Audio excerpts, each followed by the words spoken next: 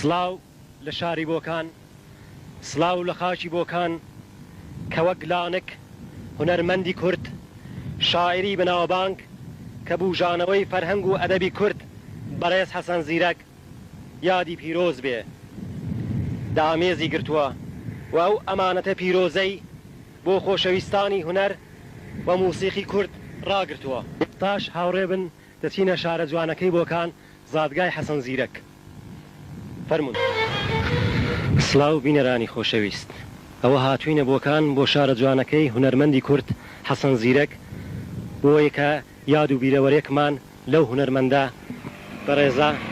هەبێ. بەو بۆنەوە کاستی هونەردۆستی لە نێو دۆستان و هونەرمەندان ببوژێنێتەوە. هێستا بە یەکەوە دەچینە ماڵە کاک حوسێن برای کاک حەسەن زیرەک.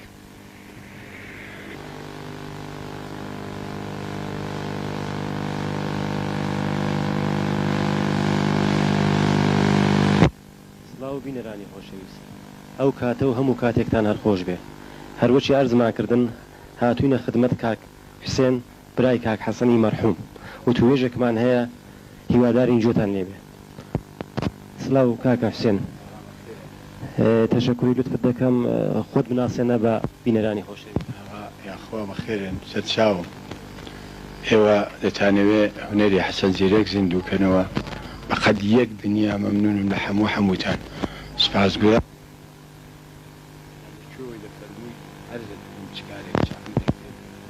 سپاست دەکەم کاک حوسێن جان، بفەرموو دەماڵەدا ئەنگۆ چەند براو خوشک بوون؟ ئێمە سێ براو دوو خوشک بووین. کاک حەسەن لە هەمووان گەورەتر بوو؟ نەخێر، کاکەمینێم لە هەمووان گەورەتر. کاک حەسەن لە جەنابی چ کۆڵەتر بوو؟ بەڵاو لە من گەورەترە. بەڵێ. بەڵێ. دەماوەی ژیانیاندا چ خاترێکی شیرن یا ناخۆش ئەرز بێ بە حزورەتی کاک حەسەنێ بۆمان باس بفەرمون. وەڵی لا وەڵەوە شکر هەموو هەر کارەکانی خۆش بوو، تاخو هاتووە گەیشتووە پایانی عمری. ئەرزی ئاغای خۆم کەم هەمیشە لە سیر و سەیاحەت و ئەرزی ئاغای خۆم کەم لە بەزم و لە ڕەزم و لە کەیفی خۆیدا بوو، یەک زەڕەبەدی بە خۆی نەگوزەراند و هەتا ئەو جێگایی پێی کراوە. بەڵە سپاست دەکەم. هێستاژ کاکە حوسێن بڕادەکەن کە حەسەن زیرەک هەردنێ و دڵی خەڵکیدا هەیە و ئەلعانەکانش زۆر زۆر لە قەدیم کەودەمی لە حاڵی حیاتدا بوو. ئەلعانەکانە نەوارەکانی دەنجی بۆ خەڵکی هەروە جێگای شانازی هەیە و خەڵکی سپادەی لێ دەکات. قوربانەوە لوتفی خوددایە. ئەو کابرا جارێ بەشەرێ بوو، بەغین نەبوو، حەسوود نەبوو، ئەرزی ئاغای خۆم کەم دڵفیز نەبوو، کاری بە کاری کەس نەبوو. هەڵبەت تاگەرکو هەر لەسەر ئەو ڕەویەگە ڕۆیشتە و گۆرانیانەیەگە کتووە ئەو هونەرەی بۆ گرت بە جەماعەتی پێشکەش کردو و خداوەندی حەدیێژ خۆشەوە دووبارە ئێستاگەر لە حاڵی حازردا نییە. دیسان خدا ڕحم و ڕەحمەتی کردو ئەو ئاغایە ڕەمی دڵی خەڵکدا هەیە و خولاسە خەڵک هەمیشە خۆشیان ویستە و خۆشیان دەوێت، یا زیندوی بێت یا مردووی بێت. سپاست دەکەم کاکە حوسێن جان بۆ ئەو هونەر دۆستانەی کە وا عەلاقەیان بە کاک حەسەنی هەیە و بە تۆری کولی بە هونەری کوردیان هەیە. ئەرز بێ بە حزوری بەندەجیت چ ڕانەمایەکی دەفەرمووی؟ وەڵڵاهی ئەوەڵەن مەمنونی هەموویانم، خۆ من ناتوانم هیچ ئەوەزێکم نییە بیدەم بۆ واقعیانە بەغێز بەگەر خوددا ئەوەزیام داتەوە، هەمووی لوتفی خوددایە. ئەم جاریژەوەیەگە ئەوی دەوێت بەقەد یەک دنیا مەمنونم، ئەگەی ئەوەش ناشێوە هەر مەمنونیم. سپاست دەکەم کاکە حوسێن جان. ئەلعانەکانەش خەڵک هەمیشە کاک حەسەنی دەنێ و دڵیدایە خۆشیان دەوێ، گۆرانیەکانی شێعرەکانی کە دەیڵێ باعیسی سەرەفرازێ بۆ مەملەکەتەی. ئەتۆ چ دەفەرمووی لەوبارەیدا؟ دیسان ئاغا عەرزم کردی هەر مەمنونی واقعیانم، خدا جزای بەخێریان بداتەوە، هەر لوتفیانەیە بۆ و ئەویش دانەیە کوردە و هونەرمەندە و ئەگەر خزمەتی کردەوە بۆ جەماعەتی ئەوەیەگە لە گەرویدا بووە لە دڵیدا بووە دەرحەق بۆ جەماعەتی پێشکەشی کردووە. ئەو جەماعەتیشەوە خۆشیان دەوێ و ئێستاش هەر خۆشیان ویست و هەر خۆشیان دەوێ و دووبارە لە خزمەتتان دەین. کاکە حوسێن جان خاتراتێکی خۆشی کاک حەسەنیت لەبیرە بۆ یاداوەرێک ئەلعانەکانەدا و مەجلیسەیدا باسی بکەین؟ لە لەحاز زیندەجی و لە لەحاز فڵان و ئەوانە. لە حازی زیندەجی واقعە لە تەورێز بووە، ئەرزیام لە مەراغە بووە، لە تاران بووە، لە ڕەش بووە، لە ڕامسەر بووە، هەرزیاغا لە پەن دەرفەهلەوی بووە ئەمجار دووبارە گە لێرەوە گە کۆچی کردو ڕۆیشتووە لە عێراق بووە لە بەغدا بووە لە سولەیمانی بووە هەڵبەتە وەکوتیانەی من هەمووی زیادیە و هەموو کەس دەزانێت ئەو ئاغایە بەو جێگایانە گەیشتۆ تاکو و ئەم هونەرەی خۆی بەو جەماعەتە ماندووە من هونەرمەندێکی ئەوە هونەرمەندێکی کورد هەرزی ئاغای خۆم کەم بێسەوات ئەگەر چەندانە نەوار و شتێکی هەیە تاکو ئێستا یەک دانە ئیرادی لە هیچ دانە بەندی گۆرانیەکی نەبووە ئێستاش بە ئازاشخاسێک هەیە لە لاساییەوەکەنەوە فەرزەن ئیستفادە لە گۆرانیەکانیەوەکەن دیسانی شەر ئاغا هەر مەمنونیانین ئەگەر ئەوان هەر لە بیرە حەزێغا بۆ ئاخرین پرسیار ئەوە ئەرز دەکەم کە وێنەی کاک حەسەنی ئەلان لە بەردەستی منە ئەوە بفەرمونون ئەوەی چ زەمانێکی و کەنجێکانە ئەمری خودای کردو لە ساڵی 51 نەبوو 51ەوە بزانم ساڵی 51ەوە بوو بەڵێ خۆم کەمەوە لە شنۆ بوو لە شنۆ بوو ڕۆژێکی بۆ ئێمەیان خەبەرێنە ئەرزیان کرد ئەگەر زیرەکی ڕەحمەتی کەمە دەستی ناڕەحەتیە کەمە دەستی ناساغیە منیش کاکەمینەمە ئەگە برا گەورەیەمە بوو هەڵبەتە من ڕانندە بوو ئەگە هاتمەوە ئەرزی کردی فڵانی حەسەن نەخۆشە و لە شنۆیە بچین بە پێوسۆراغیەوە بۆ سپەینە حازر بووین ئاغای حەسەنی فەتحی هەیە لێرە برای میرزا عەبڵای فەتحیەوەن ئەویش کوتی ئاغا منیش دێم ئاغایەک بوو بە نێوی ئاغای چی دووست لە بیمارستان بوو ئەویش ئەرزی کردی ئاغا منیش دێم ئەگەر کو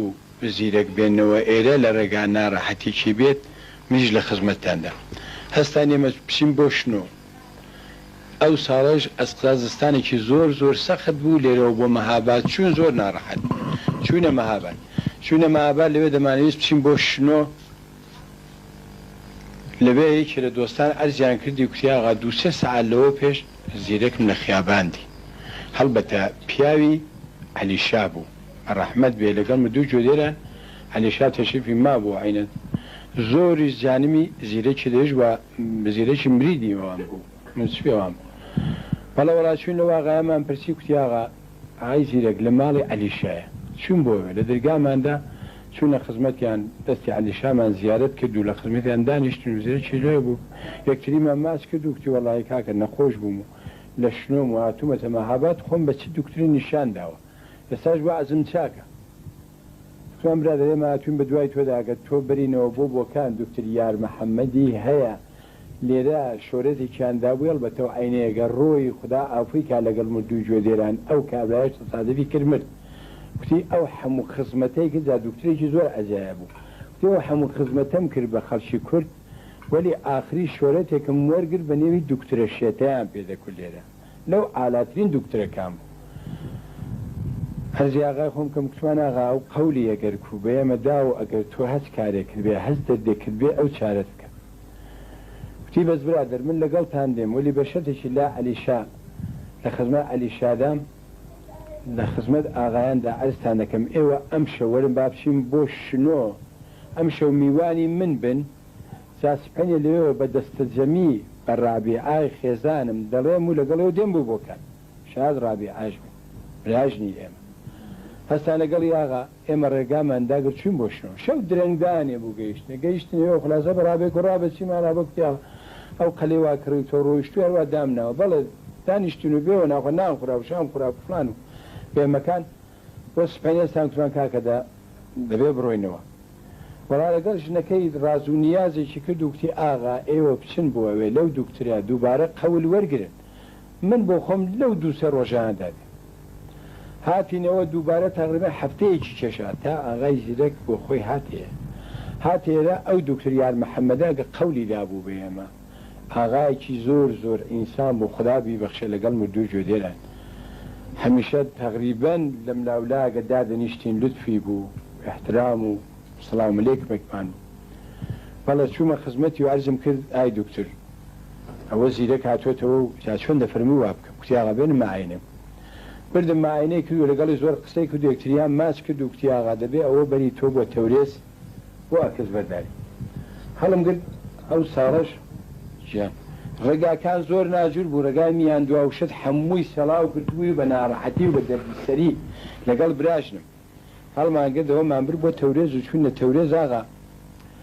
بۆ ئەکسبەرداری فلان و بێمەکانی چەند ڕۆژێک لەوێ لە هۆتێل جێلانینە و ماینەوە و ئەرزی ئاغای خۆم کەم ئەکسبەرداری وشمان لێ کرد دووبارە هەڵمانگە هێنامانەوە بۆێنە ئەگەر هێنام برد مەلای دوکتور یار محەممەدی ئەکسەکانمدایە تیاغا لەو چەند ڕۆژەدا من بەسەر چاو تەختی خاڵینمان نییە من لەو ڕۆژانەدا عملیەکەمە تەختی خاڵین بوو دەڕم بێن بەڵە ڕۆژە دوو ڕۆژ سێ ڕۆژ چوار ڕۆژ پێنج ڕۆژ خێر خەبەری تەخت نەبووە هەموو جارێژە چوون بۆ لای دەرزی من ئێوارانی جێگاکەیم دەزانی دیسانە چوومە خزمەت یای دکتور زیرەک ناڕەحەتە ڕۆژێکی دۆستێکمان بوو بە نێوی مەلا محەممەدی قزڵجی مەلا سدیقی قزڵجی هات پێی کوتم کوتی حسین دکتور بە تۆ قەولێکی داوە کوتم وەڵا قەولێکی بە من داوە گەوت تەخت خاڵی بێت کاکەم ئەمەلکە ئەرزی کردی نێوی من نەبێت دوو دانە تەخت خاڵیە دووە تاغانەیەکیان یەک تەختی دانەیەکیان دوو تەختی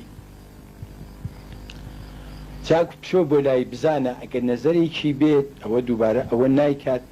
ئەگەر کو نەزەرێکیش نەبێ ئەوە دەڵێ بێنە ئەمەلی گیان هەستم چون بۆ بیمارستان ئەگەر چوومە بیمارستان تەمەشام کە دکتۆر یار محەممەدی خەریکی ئەمەلە لەوە تاقی ئەمەل هاتبووە دەرەوە فینجانێت چاییان بۆیە نابوو لەوەدانی منیش چوم لە دەرگاکەمدا و فەرموو ئەگەر چوم خەستە بوو سیغاریشی هەمیشە بەلێەوە ئەگەر چوومە لای جێگانی شانم کردانی شەکتی فلانی خیلی خەستان بۆم جەرە بزە کوتمای دکتۆر ئەگەر ئیجازە فەرمووی بچم زیرەک بنمە خزمەت و بەو جۆرە کوتی ئاغا بەیەت گفتم ما تاخد خالی نداریم اگه خالی باشد آنم بهت میگم تو مای دکتر چرا تخت تاز نمیدانم شما نظرت چیه تو آقا هیچ نظری ندارم من باجر زیرک عزیزی منه ای که عزیزای منه والله دکتر چه عرض خلاص هات مدنه ولی بیمارستان هاتم بیمارستان لپنای اگر مسیری بۆ ڕێگای سەقزە لێوێ ڕاوەستام لە پەنای دیوارەکە و کوتم دکتر دێتە دەرەوە حسابێکی لەگەڵەکەم ئەوە لەگەڵ من غەرەزێکێ مەرەزێکێ ئەو برای منی وایە ناوەتەوە بۆ جۆرێ کردوە ئێستاژێ تەخت خاڵیە ئەم ئەمەلەی ناکە ئەمە نێوی ناوە چی تا بزانم لەوێ ڕاوەستام هەرە و مەلا سدیقی قزڵجیە خدا عافی وەڵا ئەو هاتبوو بە حاجی حەمەڕەشیدی محەممەدیان و بە محەممەدی پاڵەوانی کوتبووانە تقریبا لە بیمارستاندا مدیری عامل و فلان و بێمەکان بوو منیش ئەگەر یەکێک لەوانە لە بیمارستاندا بۆ خۆم ئێستاش کارتەکەم ماوە ئەگەر لەوێ عزوی بوو بەڵە چوو بوو پێ کتوبە کتوبە حسێن کارێکی ئاوایە بەر بیمارستانی گتۆ لەگەڵ و دکتۆرە دووچان ناڕەحەتی بە ئەوی نەسازەکە یا دوینێ بەخۆیەدا بەو دکتۆرە وەرم بابچێ ئەوانش فەوری هەستان بە فلوکسێک هاتن چوون نێو بیمارستان محەممەدی پاڵەوان خدا ئەفریقا لەگەڵ مدوژێ دەرە هات پێی فلانی ئەو بۆ لێ ڕاوەستای کتوم وەڵا کاک محەممەد ڕاوەستام خۆش نەزەرێکم لێجی کاخە ڕاوەستانی تۆ لێرێچێت تۆ جێگای ئێرەت نییە و تۆ کارێک لێرە نییە و تۆ لەم مەسیرەدانی و تۆ لەبێت لە گاراج بی و لە دەفتەر بی و خەریکی بار بی فلان کتوم وەڵا ئاغا لێرم خلاصە زۆری بەرام هیچ باز جۆم بۆ شنەکە ڕۆیشتەوە ژوورە دەگەڵ حاجی حەمەڕەشیدی محەممەدیانە دەگەڵ لەگەلەمە برای هاوشیرە هەڵبەتە کوڕەکانی ماوە براکانی ماوە دەزان هاتن بە هەرچیان قۆڵی منیان کێشا بردمیانەوە ژوورە بچینە لای دکتۆری چییە ئاغارە اینقدر زورێکی میاری تو چییە چ خەبەرە جا وەڵا حاڵنە کوتی بابە بەگە تۆ ئەوە دەوێ گەم منە حەسەن بینکەم ئەمەلکەم لەبەرەوە تۆ لە من ناڕەحەتی کوتمای دکتۆر تۆ کایەت کردەوە بە من تۆ من لێرەوە بەو زستانە نادۆ بۆ شنۆ ڕێگا بەو جۆرە شەو لەوانە بۆ برام دۆستم لە بەفردا بمێنەوە ناڕەحەت بین هەرە زیرێک لەوێدا نێوە بەفردا بمێنەوە بخینچێن و فڵان هەڵم گرتەوە مێناوە تۆ بۆیرە دووبارە من ناردوتەوە بۆ میاندووە و ڕێگای میاندووە و سێڵاو گرتووە چی گرتووە بە چ دەردێک مسیبەتێ منەوە بردو بۆ تەورێز و ئەو ئەکسبەرداریە بۆ خۆت نووسیو تا ئەگەر لە حەفتەی شاریوار بیوەم بۆیە بلای فڵانی ئەکسیەوەم بۆی ناوی چەند ڕۆژێ ماوت هەموم بۆی ناویسە تۆ لەوە خودداریەکەی نازانم چییە نەزەرەکەت چییە پوڵە هەر هەیە هەرچێک تۆڵی لە خزمەت دەی کوتی تۆ تۆ عەمەلی کەم وڵا دەمەوە عەمەلیکەی چۆن نامێ عەمەلی کوتی خۆب تۆ بچۆ ئاغای زیرێک بەرە بۆ حەمام تەمیزی بکە خاوێنی بکە سەری ڕیشی فلان و بێمەکانی لێدە خاوێن تووە لای ئێوارە بێنە بۆ ممنون تو مكتوبة جوابي هستام أنا بو بردستي ماسكوتن بقد دنيا ممنون تو مايدو ممنون ما مو براي ماني وبرايش مان يا ما هيس خرشش خوشي عند بيت ئەمجا خەڵک ئێمە بە برا دەزانێ خەڵک ئێمە بە کەس دەزانێ ئێمەش نۆکەری ئەو خەڵکین هەستام هاتم حەیدەرێکی لێ بوو بە ڕەحمەت بێ لەگەڵمە دوو جێدان کێسە کێشی حەمام واتم لە قاوەخانەی ڕەحمانی حەسەن شەمامەوم بان کرد ئەو بۆیە بەنێو نیشانەکان پێدەڵم بەگە هەموو کەس دەیناسێ بۆیە بەم کوکتم ئاغا دەبێت بێ حەمام و بەو کاکم تەقریبەن شتن و خاوێنکردنەوەیە بردمالێوە خاوێنمان کردو بردم تەپیلی بیمارستانماندا چەند ڕۆژێک لەوێمە دکتۆر یار محەممەدی بانجی کردم کتیاغا سبحینێ وەرە ئێرە لە سەعاتی هەشدا وەلی برا گەورەکەت نەیە وەرە ئێرە من عەمەلیەکەم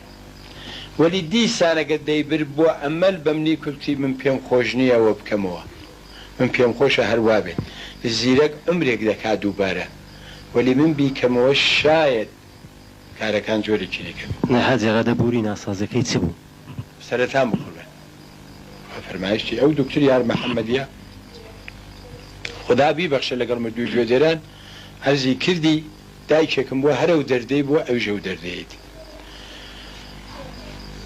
ئاغا بردمان بۆ خولاسە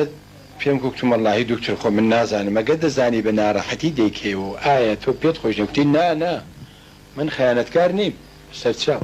بەڵێ وەڵا لەگەڵی خەریک بوو تقریبەن بە ئەندازەی 2 سەعات و نیوێک میش لەو ڕاهەوەدا هاتم و چوم هاتمە دەر خلاص ئەگە چوین بە ئەندازەی تقریبەن مسقالێک دەبوو نەدەبووەندە گۆشت بە دەستێوەگە هێناوی لەسەر شتێک ئاغای زیرەک ئەوە دەردی بوو لەوە زیاتر هیچ دەردێکی دیکە نییە منیش دووبارە دەستم ماچکردەوە خوێناوی و ئەرزیاغەم لاقی ماچکرد زۆر سوپاسگوزارم لێ کوتای دکتۆر مەمنونتم تۆم زەحمەتە تۆ ئەمڕە ئەم کارت بۆ ئێمەکەمە قەت دنیا مەمنون خلاص دانیشم دانیشە دووبارە ئەویش چای خۆر بوو سیغارشە بە سووردا چایی هاتو دانیشت و خواردمان خلاصە بەعزە دەرمانەکایەکی بیست چون بۆمان وەرگرت و هێنامان و دامانێ ئەرزیاغای خۆم کەم چەند ڕۆژێکە لەوێ داما زوو دەچوومە لای هاتەوە سەر هۆش و دەچوومە لای دام کاکە جان چۆنی وازە چۆنە دەیکو حسێن زۆر چاک ئەما کاکمەوە بۆ نایە چم کاکەوە چم کاچشم لێرم هاتم کاکەم برد وەڵاوکتی کاکە لەو ششلگە جوانانەیەگە دەیبرژێنی لەوانم بۆ بێنیشتێم لە ششلی تقریبەن 2-3 شەواوە لەوێدا ما تقریبەنەوە غەزاوشتمان بۆ دەبرد دوای ئەوە دکتۆر ئیجازەیدا کوتی ئاغا بیبەنەوە ماڵێ ئەگە بردمانەوە ماڵێ ئەوەڵ تاکسیش بوو لە بۆکاندا ئەگەر هی من بوو سوارە و تاکسیێمان کرد بزمانەوە ماڵمان لە خیابانی سەقز ببانەوەدامان بزان وەرزیام هاتمەوە دکتۆر یار محەممەدیم لەبەر دەواخانەی ئاغای میزابراهیمی مرادی لەوێ ڕاوەستا بوو لا ئێوارێ بوو لەوە ڕاوەستا بوو چوومە لای و سڵاو من خۆش و تۆ خۆش و کتی دەی چۆنی وازە چۆن وتمەڵای من ڕازی لە من تۆم خدا لێ ڕازی بێ کتی من شتێکت پێ دەڵم بۆیە بە تۆم براکە نێتە ئەوێ تۆ دڵی تۆ قەلبی تۆ لە براکەت قەویترە چونە و برایی دیکەشن نەخۆشە وەلی تۆ لەوان قەویتری من بۆیە پێم کوتیەوان ئەو نەیە ئەو برایی تۆ سەرەتانیەتی دارێک لەوێ دارێکی چنار لە بنەوە هەڵۆڵ ببوو لە عەرزی دەستی بر لە بن ئەوەدا شتێکیە ئەوەندەی دەیان وەکو ڕەژیمانن کوتی جەرگیەوە ئەینی وەکوەوە ئەوە دەبینی ئاوایە بەو خدایەگە منی دروست کردووە ئەگەر ئێوەش نەتان کردایە من بمزانایە زیرەک لە خارج ئەمەلی دەکەن و چا دەبێت من بە پوڵی خۆم دەمنار بووەوێ وەلی بەو خدایەگە هەمومانی دروست کردووە زیرەک هیچ چارەیەکی نییە 15 ڕۆژ 16 ڕۆژ میوانی ئێوەیە هەرچێکیشی ویست بیدەیە هەرچێکی ویست بیدەیە بخوا مزاقەی لێمەکە هەرچێکی ویست ئەدیت دڵ هەرچێکی ویست بیدەیە بۆ خۆشم هەموو ڕۆژە لای وەرەندێم سەرێدەم وەڵا قوربان بەو جۆرە گۆرجیان ماوە ئەمجا دووبارە ئەو ئاغایە محتاج بە مرفین بوو بە دەرزی مرفین لێرە لە بۆکان نەبوو منیان نار بۆ ڕزایە کچەن ئاغا بچۆ بۆ ڕزایە چوومە ڕزایە چوم هەموو دەواخانەکانە ملا و لا گەڕام دەواخانەیەک ئەرزی کردی ئاغا دانیەکرد بۆ دێم دوای نیوەڕۆ ئەو ئەینتم تقریبەن وە بزانم دە 15-20 منێ بوو پوڵی ئەو مرفینە یەک دەنکی دامە کوتم ئاغا چەند دەنکم دەوێ مۆم زین چەند کوتی ئاغا یەک دەنکمانێ لەوە زیاترمان نییە مامەوە بۆ سبحەینێ لە خیابانی خەیام دەخولامەوە یەکێ لە دۆستان دووچارم بوو کوتی فڵان کەسەوە چیەکە لێرە تومەڵە حاڵ و نەوعەکەی من ئاڵی ئاوادان بێ لەگەڵەوە چون بەون کوکتم ئاغا بەقەت دنیا مەمنونتم لەم 6 دانە دەوایە ئەم 6 دانە نەجاتەم لە نێوچاوی تۆ بەدەستات دووبارە هاتینەوە نۆشابەیەکمان خوارد و هەستم سواری ماشێن بووم و ئەرزی ئاغای خۆم کەم هاتمە بلواری ئەوەڵی مەهابات بەرەو مزگەوتی چێوە لە مەهابات لە ڕزایەوە داهاتی بەر مزگەوتی چی مزگەوتی سوور مزگەوتی گیرانە چکۆڵا هەیە وارد بە شار نەبووی لە ئەوەڵی بلوارەکە لەگە لە سەرازی دێکەوە دیواری مزگەوتی مەحمودکانێ بەڵێ مەحمودکانی هاتم گەیشتم بەوێ تەمژام حەمەڕەشیدی حەسەنزادە لەگەڵ یەک دوو نەفەر ڕاوەستا بوو ماشینەکەم دا کەنار و ئەرزی ئاغا خۆم چوبرای حەمەڕەشید لەگەڵ حەمەڕەشید ماچ و مشکم دەست گریان زۆری بۆنە کتەوە چیە خاڵم ئێوە بۆ دەگری مامیجیان چی بۆ چیم تو مەڵە حاڵ و نەقڵەکەم لەوە حەمەڕەشیدی حەسەنزادەش خانوویەکی بوو بۆی نەدەفرۆشتار لە مێژ بوو لە مشتری لەگەڕا دوو دانە دەڵاڵی بۆ هاتبوو داکوداغا وەرە فەوری خانووەکەمان ئێمە کردۆ بە گشت فڵانیدا با بیفرۆشید حەمەڕەشید کوتی ئاغاگە من دەردەکەم گە حەمەڕەشید کوتی ئاغا هیچ فرۆش و مرۆژ نییە ئەگە پێتان خۆشە ئەو خانووە لە من بکڕنێەوە لێرە بن من لەگەڵ ئەو مامە مەچمە نێو شار بزانم کارێکمێ و دووبارە دێمەوە بۆ ئێرە بۆ ئێرە بۆ لایەوە وەڵا لەگەڵ من ئاغا هەستا هاتن نێو شارە و دەواخانانە گەڕا ئاغا بە ئانەن هەشدانە دەرزی مورفینی بۆ من پەیدا کودای بدەستمەوە تیمامی گیان ئەوە بەرەوە من دوو سبحەی سەری سەعاتی دا بەخۆم و بە 20 دانە دەرزی مورفین دێمەوە بۆ کار لەگەڵ خۆم و خێزام دێمە لای وەڵا ئاغا هەڵمانگە دەرزیەکانە مەگەهێناوێرە و هاتمەوە لای و ڕۆژە دانەیەک دوان لەو دەرزیانەیەدا حاڵی زۆر چابوو تاکو ئەمجا حەمەڕەشیدی حەسەنزادە ئاریایەکی بۆ عینە زمانی ئاریا بوو هات و لەگەڵ خێزانی و ئەرزیاغە خوشی دنیا و قیامەتمێ هاتن لای و زۆر لای دانیشتن و زۆر دڵنەواییان کرد و زۆریان پێخۆش بۆویش زۆری پێخۆش بوو هەموو بۆکانیەکانەگە داهاتن لای بە ئەندازەیە پێخۆش بەگەر خوددا بزانێ ئیلام حەمەڕەشیدی فەتحی هەیە و ئەگە دەهات بێ ئەندازەی پێخۆش بوو حەسەنی تاهیری بوو خداعافوی کا لە تاران مرد بێ ئەندازە ئەوەی پێخۆش بوو داهات خلاصە بۆکانیەکانە سکامیکی دیدی گەشت دەبووە خلاصە لەو دەرزیانە ئیستفادەی کە تا وەخت بوو بە 15 نەگەیشتە 16 ئێوە سەلامەت یا ڕەبی خوددا عافوی کاک حاجی ئەمەش دەغەمی تۆدا هەر شەریکین ومێدەوارم ئەو موسیبەتە گەورە کە هەر چەند ساڵ لەوە گوزەراوە چەند ساڵ لەوەی پێشە بەڵام چون ئینسانێکی هونەرمەند بووە چون ئینسانێکی باڵابەرز بۆ دەوە ملەکەتەیدا گۆرانی بێژێکی بەڕاستی هونەرمەند بووە ئەمەش هەموو شانازی پێ دەکەین و مجددەنیش تەسلیەتە دەرز دەکەین و دەغەمی تۆشدا شەریکین بەخێری هەموولایەتەوە مەمنونی هەموولایەکتانم زۆرتان زەحمەت کێشاوە و دیسان ئەرستان دەکەم هەموو کەس ئێمەی بە برا زانیوە مەش خۆمان ببرا چکۆڵە و بنۆکەر ئێوانە زانیوە بەقەد یەک دنیاش لەوە سپاسگوزارم ئەگەر ئێوەم زەحمەتتان کێشاوە دەتانەوێ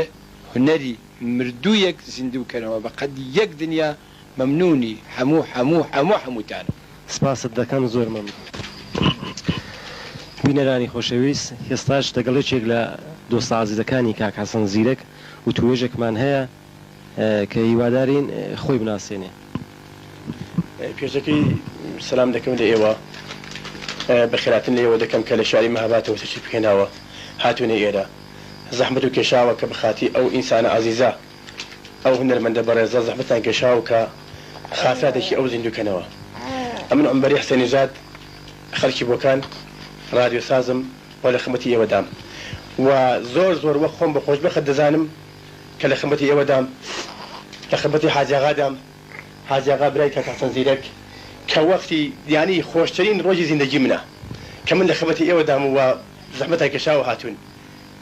حاضر بۆ خزمەت سپاست دەکەم کاک عومبەرجان زۆر مەمنونم هیوامەوەیە کە تۆ شەمیشە سەرفرازبی لە زیندگیت و قەد تووشی کەند و کۆسب نەبی هێستاش دەمەوێت ئەگەر خاتراتێکی خۆش لەو زمانی کە دەگەڵ کاک حەسەنی تەشریفتان بووە بۆمەی باس فەرمووی وەڵا من ئینسانێک بووم کە یەک نەفەر کورد هەمیشە بە ئاواتی و بووم کە کاک حەسەن بینم هەمیشە لە دڵمدا ساحنەکەیم دێنا بەرچاوم کە منداڵ بووم جوان بووم ئێستا ئەوم نەدی بوو من لە ساڵی 47دا چوومە شاری بانە کە ینی دووبەشی بەخاتی ئەو چوون بە خوددا چون دەمزانی کە ئەو لە شاری بانەیە لەوێ زندگی دەکا لە جێگاک بوو لە بیرونی شار بە نێوی کانی مەڵ ئەحمەد ئەمن کە چوومە شاری بانە لێ بوومە شاگردی حاجی برایم پیرۆزی کە هەموو شار خەڵکی بانە دەیناسن ڕایش کە ماوە کە كابو شاگردی او دوسر ڕۆژ بووم چاوەڕووم کراوە و فقط ئامانجم ئەو بوو کاک حەسەن بینم من لە حاجیم پرسی کتم حاجی ئاغا کتم ئەمن دەمەوێت کاک حەسەن بینم کە ئاواتم بەخاتی ئەو هاتومە بانە حاجی ئاغاش کوتی کۆ ئەو خەڵکی لای خۆتانە یعنی خەڵکی لای بۆکانە عەجایب تۆ نەدیوە عزم کردی کە من کتم وەڵای حاجی ئاغا دووسە خەڵکی لای خۆمەڵەوەم بەخەبەتی نەگەیشتم بەڵام خلاصە عەرزام کەم کە وەختی عەزیزی ئێوە نەگرم بەخصوص حاجی ئاغا کە لە خەمەتی دام بەڵێ کوتی دێ بۆ ئێرە کاک حەسەن ڕفیقی منە حاجی برایم هەفتێکی پێچوو ڕۆژێکیان کابرایە کات کابتۆڵێکی زەردی لەبەردا بوو عالەمەکە هەموو لەبەری هەستان من لە قاوەخانە چایم تێدەکرد کە لەبەری هەستان هەموو تازیبان لەبەر کرد ئەرزم کردی چاکپۆشان لەگەڵ کرد منیش لەوەیدا چایم تێدەکرد بۆ خەڵکی چایەکم بەدەستەوە بوو لەوەیدا کاک حاجی برایم پێی کوتم کوتی ئەم بەرتمە کوتی بە ئاوەتی خۆت گەیشتی کوتم چییە کوتی کاک حەسەن ئەو ئاغایە کە تشی پێناوە ئەمیش ئاوە چاکەم بەدەستەوە بوو چاوم تێبڕی بوو تەماشام دەکرد بێ ئەوەی کە تەوەزوو بوو هیچێکە بکەم هیچێکم لەبیر بمێنێت ئەرزم کردی کە حەسەن کە متوجی بوو کە من ئاوە تەماشا دەکەم و چاوم لەو بڕیوە پێی کوتی حاجی برایم ئەو شاگردەی تۆ خەڵکی کوێیە حاجی ئاغا کوتی کاک حەسەن ئەوە خەڵکی لای خۆتانە خەڵکی بۆکانە بەڵێ کە وای کوت حاجی کاک حەسەن بای کردمە لای خۆی پێی وتم ڕۆنە خەڵکی کوێی بابن نێوی چییە بەخۆن نێو چییە ئەمیش پێم کوت بامی دەناسی بامی کە لە زەمبیل دی بوو لە قاقلاوە دی بوو کە ئەو خدا عافی بکە خدا لێ خۆش بێت مریدی زەمبیل بوو لەچوو قاقلاوەوانە بامی لێوە دی بوو ئەرزم کردی کە بامی دەناسی ئەودا بە حاجی ئاغای سپارش کرد حاجی ئاغا دەبێت تۆ زۆر ئاگال لەو ئەمبەرە بێت ئاگاداری بکەی ئەوە دوستی منە بابی دەناسم عەزیزی منە ئەو جارێکە بە ذاتی خدا تازە ئەو خدا لێ خۆش بۆ نەماوە ئەو نەسیحەتی دەکردم دەیکوت لیباسەکان بێنن لە ماڵی ڕابعە بۆ دەشوە کە خێزانێکی بۆ خەڵکی سەقزە نێوە ڕابعە بۆ ئایشە لە سەقز ماوە لیباسەکان بێنن لەوێ بۆ دەشوە ئەتۆ دەبێ ئاگال لە خۆت بێ کارەهای خراپ نەکەی بشۆ کاری خراپ نەکەی بە ذاتی خدا ئەو خدا لێ خۆش بووە ئەو نەسیحەتەی منی دەکرد سپاست دەکەین کاک گومبەرجان ئەو ماوەی کە دەگەڵ کاک حەسەنی فەرمووت ئاشنایەتیتان پەیدا کردبوو دەگەڵیت کار دەکرد هیچ خاتراتێکی خۆشت لەوی هەیە کە پێکەوە بوو بێن و ئاوا بوومەی باس بکەن والله ئاغا هەزاران خاسەتم خدا لێ خۆش بووە یەکی ئاوە کە بەدڵت بوو هەزاران خاترات وەرە خاتراتی ئێکە لە خاتراتەکانی من ئەوەیە کە ئەمن زۆر وەختی ئەوە نەگرم مزاحمی ئەوە نەبم ئەمن ڕۆژە لە ڕۆژان لەو قاوەخانەی حاجی برامی پیرۆزی کە لەوە کارم دەکرد ئەڵ عەکسەکەی لێ پشت سەرەوە هەڵاوەسراوە عەکسەوە قاوەخانەیە لەوە کارم دەکرد کاک حەسەن دەمی نیوەڕۆ بوو تشی پێ نابووێ مەلاقەم بوو بە خدا ئەوجە لاقی بە من بوو ئەلان کە لە ڕایبی ئای ژنی پرسن یعنی ئانکە لە ڕستەقەزە مێردی کردێتەوە ئاخرژنەکەی بوو کە لێی پرسم بڵێن ئەمبەر چۆن بوو لەگەڵ ئەو ئەرزیەوە دەکا ئەرزم کردی فەرمووی بچۆ لە قاوەخانەی حەمەبەک کە لە بانە ئاوگۆشتی بوو بچۆ لەوێ دوودانە ئاوگۆش بێنە بەڵێ من دوودانە ئاوگۆشتم لەوی هێنا ئەرزم کردی کە ئاوگۆشتەکانمان پێکەوە خوارد لە قاوەخانە کە پێکەوە خواردمان لە پاشان قاوەخانەکە چۆڵ بوو کەسی لێ نەبوو فەرمووی گۆشت لە دوکانی حەمەبەک بێنە بە خۆمان بیخۆین کە پێشەکی ئەرزم کردن ئاوگۆشتەکانمان خوارد لە پاشان فەرمووی دوو چایش بخۆین چایەکانمان خواردەوە لەوەیدا کابرایەکی دیهاتی تەریسێکی بەدەستەوە بۆ هات دانیشت کوتی ئاغا دوو چایم دەیە دەڕۆم منی دەناسی فەقە من و کاک حەسەن لە قاوەخانە بووین کاک حەسەن ئەگە من نانم دەخوانانەکەم خراز نەبوو فەرمووی دانیشە هەڵمەستا هەستا بۆ خۆ دوو چای بۆ کابرا تێکرد بە ذاتی خدا غیلافی نییە خدا ئاگای لێیە چای بۆ کابرا تێکرد کابرا چاکای چایشی لە چایەکان خوارد کوتی ئەو چایە سارد بوو کاک حەسەن فەرمووی کوتم بە پەلەیە بۆیە ساردم و تێکردی ئەگە وای بە کابرا کوت کابرا چاوی لە کاک حەسەن بڕی تەمەشایەکی منی کرد من لە پەلای کابرادا بووم کوتم کاکە کوتیە کوتم ئەوە کاک حەسەن زیرەکە ئیدێگەی وام کرد کابرا چایی لەبیر چۆوە نە چایی خواردەوە نە هیچ پوڵی چایەکەی دا و دوای قەدرێکی زۆر ساکە لە کاک حەسەن ڕامە هەستاڕۆیی بەڕاستی ئەو ئینسانێکی ئینسان دۆست بوو ئینسانێکی هونەرپەروەر بوو بەڕاستی هونەرمەندێکی بەڕێز بوو یا ڕەبی هەتا دنیایە خدا لێ خۆش بێ خدا عافیکە قەد هونەرمەندی وە نابێتەوە و نابێت بەڕاستی ئینسانێکی ئینسان دۆست بوو هەزاران وەخت نەسیحەتی منی کردووە و ڕاهنمایی منی کردووە و ڕێگای ڕاستی پیشان من داوە هیدی ئەرزێکم نییە و سپاست دەکەم کاک گومبەرجان زۆر مەمنونم لەو بەسەراتی کە بۆمە گێڕاوە سپاست دەکەم بخێن ئەو ڕۆبایانی دە خزمەت کاک حاجیدا هاتوینە سەر چێلەکەی کاک حەسەنی کاک حەسەن زۆر کاک حاجی زۆر تەشریفان بەخێرێ ئەرز بێ بە حەزورت ئەو ڕۆکانەمە بە بۆنەی وەی کە هەم بیرەوەرێک بێ و هەم یاداوەرێک بێ لە شێلی کاک حەسەنی هاتوینە سەر قەبران چ بەڵێنێک چ پەیامێکت هەیە بفەرموو ئەیا پەیامێ فەقەت ئەوەیە خدا جزات هم داتەوە یا ڕەبی ئەگەرێوە